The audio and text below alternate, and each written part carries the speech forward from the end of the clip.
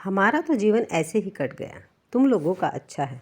लड़कों के बराबर कमाती हो, मन माफिक रहती हो, मनपसंद खाती पहनती हो। खाने का क्या है, बना बनाया बाजार से आ जाता है। कम से कम मन में तो संतुष्टि है कि हम परिवार की आय में बराबर के भागीदार हैं। तुम्हें किसी के सामने हाथ तो नहीं फैलाना पड़ता। यह सब कहते कहते दादी भावुक हो गई। कैसा वक्त आ गया है। न कुछ कायदा है न कानून। जब चाहो उठो, जब चाहे सो। न बड़ों का सम्मान, न छोटों से प्यार, न गृहस्थी की चिंता, न पति का मान। मेरे तो कुछ भी समझ में नहीं आता। प्रेम की गृहस्थी कैसे चलेगी। माना बहू पढ़ी लिखी है, नौकरी करती है, प्रेम के बराबर कमाती है, दफ्तर में बड़ा पद है, सब उसके काम की तारीफ करते हैं। कभी अमेरिका तो कभी लंदन जाया करती है। दोनों पति पत्नी में प्यार भी बहुत है, परंतु गृहस्थी में क्या यह सब काफ़ी है। दोनों न कभी हंसते बोलते हैं, न घर को समय दे पाते हैं।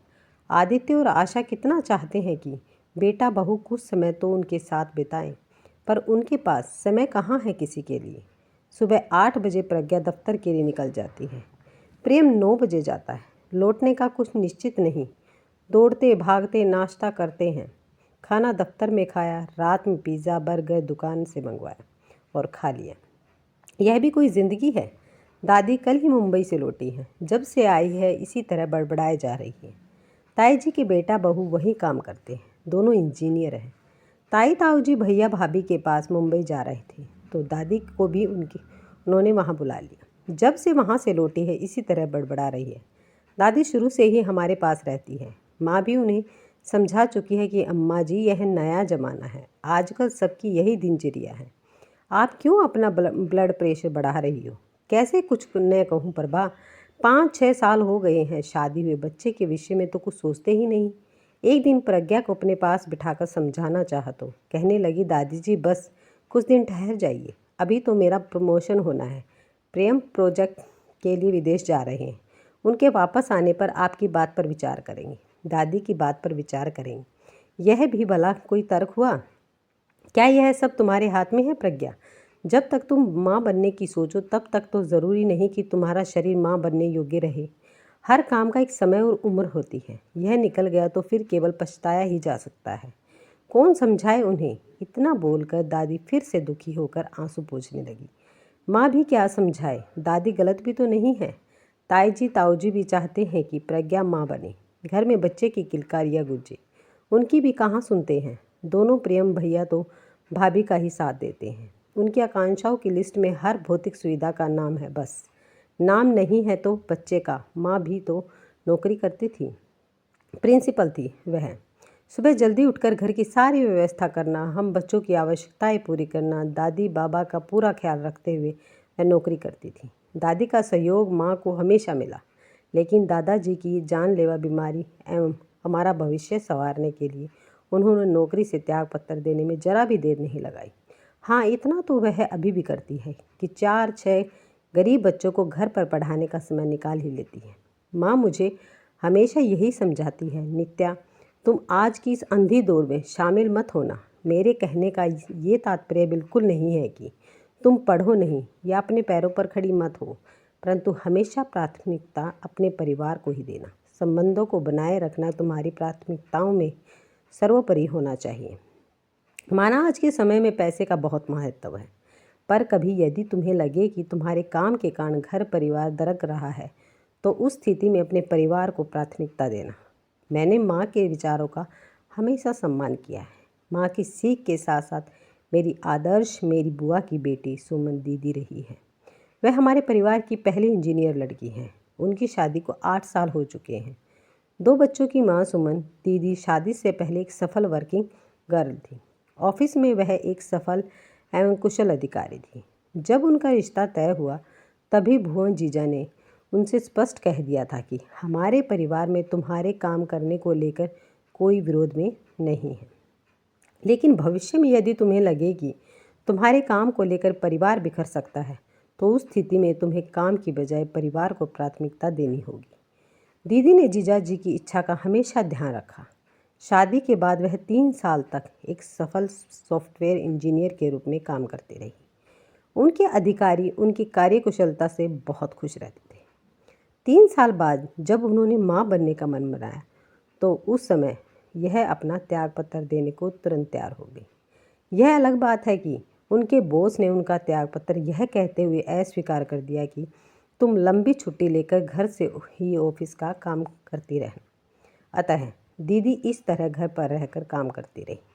जब उनकी बेबी बड़ी होने लगी तब वह कुछ समय के लिए दफ्तर चली जाती। आज भी जब वह 2 बच्चों की माँ बन चुकी है, दफ्तर का अधिकतर काम घर पर ही करती है। इस तरह सुमन दीदी ने घर परिवार को संभालते हुए अपनी नौकरी भी जारी रखी। मैंने भी दीदी का अनुकरण करते हुए ऐसा कोर्स करने का मन बना लिया जिससे जब चाहो नौकरी करो और जब चाहो घर से काम करो या अपना निजी काम शुरू कर दो। मेरी इच्छा तो फैशन डिज़ाइनिंग में कुछ करने की है। उसमें नौकरी के साथ साथ घर पर रहकर भी काम किया जा सकता है। इस तरह मैं घर परिवार दोनों जगह सामंजस्य बिठा सकती हूँ। मेरा मानना है कि थोड़ी समझदारी और सूझबूझ से ही परिवार में प्यार व आपसी समझ पनपती है। आखिरकार परिवार ही तो सर्वोपरि है। एक दिन दादी को अच्छे मूड में देखकर मैं उनके पास गई और उनके गले में बाहें डालकर पास में ही लेट गई। वह मेरे बाल सहलाने लगी। दादी, पता है प्रज्ञा भाभी बचपन में ही बहुत ही सीधी और कोमल सी थी।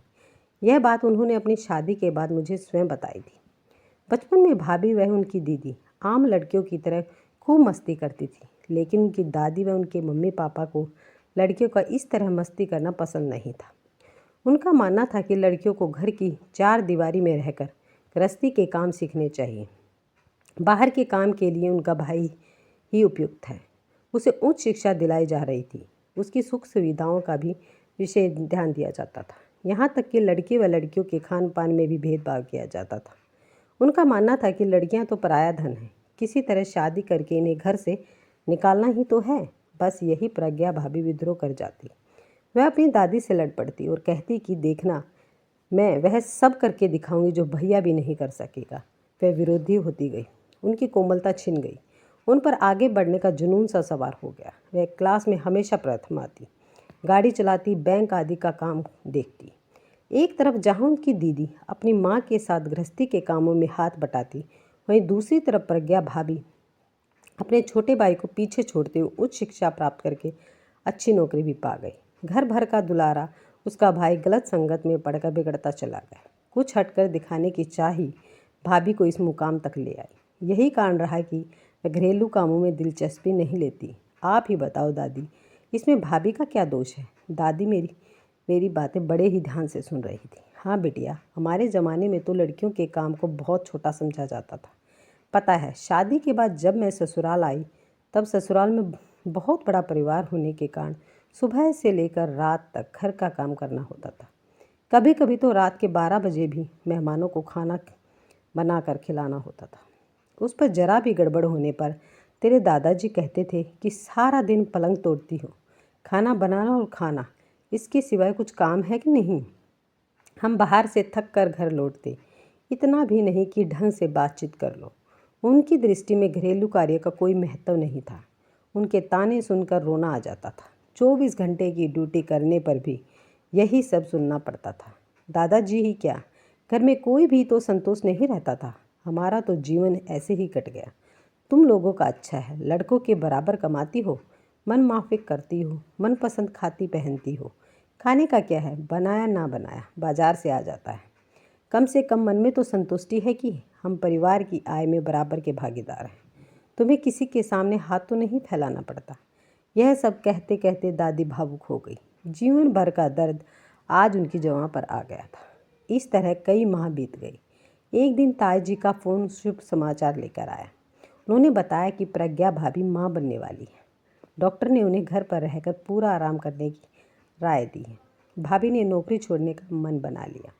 भाभी का कहना है कि लड़की होकर उन्होंने लड़कों के बराबर कार्य करके खुद को सफल साबित कर दिया है। अब माँ बनकर अपने बच्चों के लिए खुद को सफल साबित करना है। प्रज्ञा भाभी माँ बनने वाली है। घर में बच्चा आने वाला है। यह समाचार दादी को सारे जहां की खुशियाँ दे गया।